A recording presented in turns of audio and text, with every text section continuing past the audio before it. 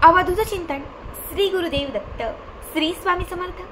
नमस्कार भक्तांनो, बघा 26 मे 2025 वार सोमवार, उद्या आलेली आहे सोमवती अमावस्या।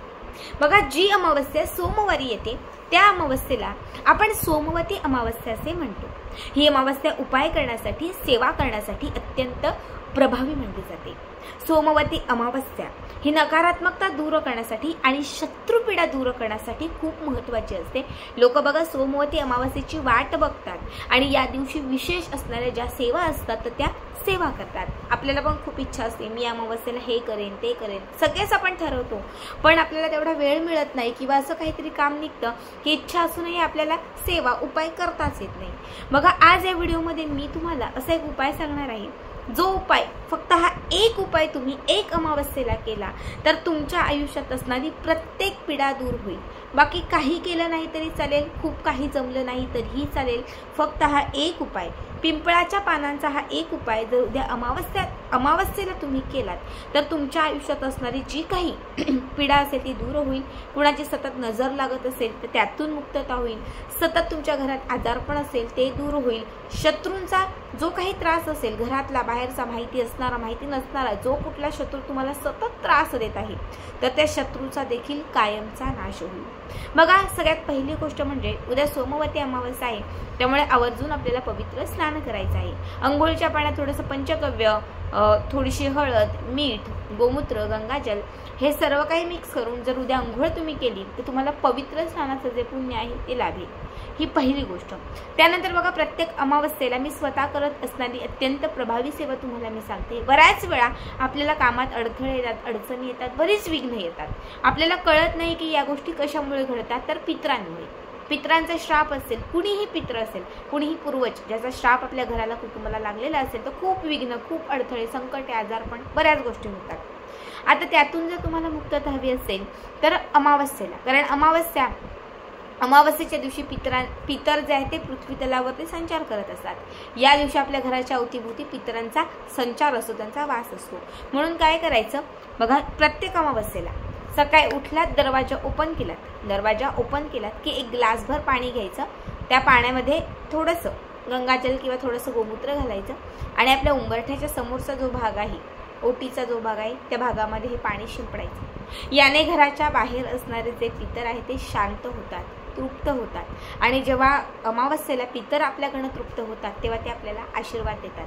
त्यांचे जे काही श्राप असतील त्या श्राप जे आहेत ते दूर होतात आणि त्यामुळे आपल्या कामातील अडथळे, अडचणी दूर होतात। बघा, प्रत्येक अमावस्येला, मी तरी स्वतः प्रत्येक अमावस्येला उंबरठ्याचा म्हणजे दरवाजा ओपन केला की एक ग्लासभर पाणी घराच्या समोर आवर्जून शिंपडते। आता अत्यंत प्रभावी उपाय काय करायचे, उद्या दिवसभरात कधी, सकाळपासून संध्याकाळपर्यंत कुठल्याही वेळात तुम्हाला 11 पिंपळाची पानं घ्यायची आहेत। पिवळी वगैरे घेऊ नका, व्यवस्थित छान असणारी 11 पिंपळाच्या झाडाची पानं घ्या। पिंपळाची ही जी पानं आहेत ती स्वच्छ पाण्याने धुवा। प्रत्येक पान स्वच्छ धुवून थोडंसं सुकलं की त्या प्रत्येक पानावरती तुमच्या शत्रूचं नाव लिहा। शत्रूसाठी हा उपाय करताय, शत्रूला दूर करण्यासाठी, घरातला, कुटुंबातला जो कोणी शत्रू तुम्हाला त्रास देतोय त्याचं फक्त एका शब्दात नाव जे आहे ते प्रत्येक पानावरती लिहा। नाव लिहत असताना एका वाटीमध्ये हळद घ्यायची, थोडं पाणी घालायचं, हळद ओली करायची, हाताच्या या बोटानेच त्या शत्रूचं नाव पिंपळाच्या पानावर लिहायचं। शत्रुपीडा झाली, शत्रूचा त्रास आहे पण शत्रूचं नावच माहिती नाही, अशा वेळेस त्या पानावरती फक्त तुम्ही शत्रू शत्रू शत्रू हा एक एक शब्द लिहिला तरीही चालेल। बघा, त्या पानावर फक्त तुम्ही शत्रू शत्रू इतकं लिहिलं तरीही चालेल। आता घेतलेली 11 पानं जी आहेत त्या 11ही पानांची एक माळ करायची आहे। 11 पानांची एक तुम्हाला सुई धाग्यामध्ये एक छान माळ जी आहे ती, म्हणजे आपण जसा हार बनवतो देवांना घालायला तसाच तुम्हाला एक 11 पानांचा हा हार बनवायचा आहे।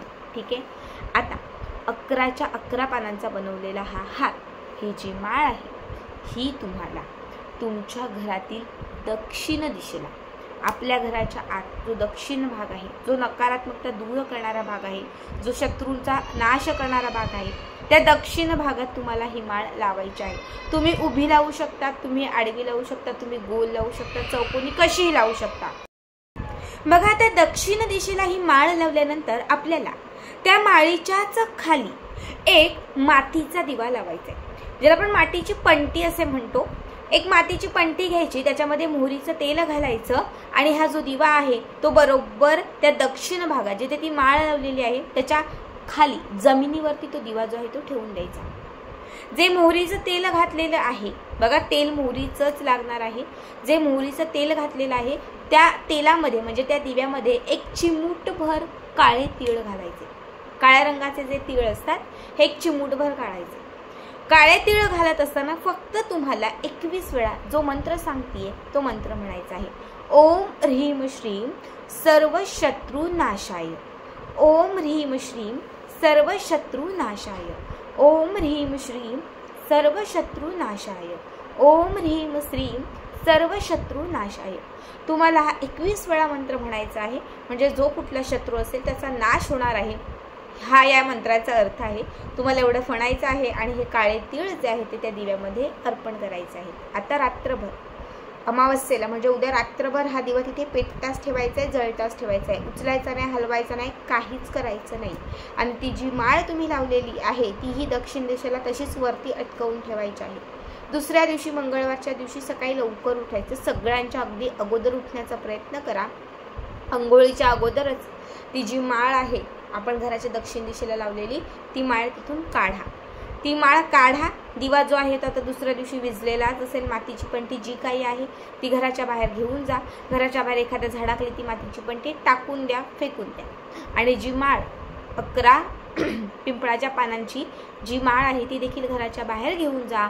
एखादी कचरा कुंडी असेल, कचरा पेटी असेल, कोणी सकाळी कचरा घ्यायला येत असेल किंवा काही मोकळं रान जंगल जे काही असेल शेती, तर त्या ठिकाणी 11 पानांची ही जी माळ आहे ती त्या ठिकाणी टाकून द्या, फेकून द्या. तिथून घरी आल्यानंतर स्वच्छ पवित्र स्नान करा. घरामध्ये सगळ्या कानाकोपऱ्यांना गोमूत्र शिंपडा. बघा, हा उपाय फक्त एक अमावस्येला तुम्ही केलात तर तुमच्या आयुष्यात असणारी कितीही मोठ्यातील मोठी शत्रुपीडा असेल ना तर तिचा नाश होईल. कितीही तुम्हाला जवळचा शत्रू त्रास देत असेल त्या एका अमावस्येनंतर तुमचा शत्रू तुम्हाला कधीच त्रास देणार नाही. पिंपळ बघा, पिंपळाचं झाड ज्यावरती माता लक्ष्मीचाही वास आहे, भगवान श्री विष्णूंचाही वास आहे आणि याच पिंपळाच्या झाडावरती पितरांचाही वास आहे. पिंपळाचं झाड जे आहे हे दैवी गुणांनी जितकं चमत्कारिक आहे तितकंच हे झाड नकारात्मकता दूर करणार आहे. तुम्ही नेहमीच ऐकलं असेल की या झाडावरती भूतांचा वास असतो. हे झाड जे आहे हे म्हणजे जे काही आत्मा किंवा जे काही वाईट शक्ती असतात त्यांचा प्रभाव देखील या झाडावरती खूप जास्त असतो. पण लक्षात ठेवा, जेव्हा अमावस्या तिथी असते या अमावस्या तिथीला तुम्ही याच झाडाचे काही उपाय करताना तेव्हा जी काही वाईट शक्ती आहे ती क्षणात नष्ट होते.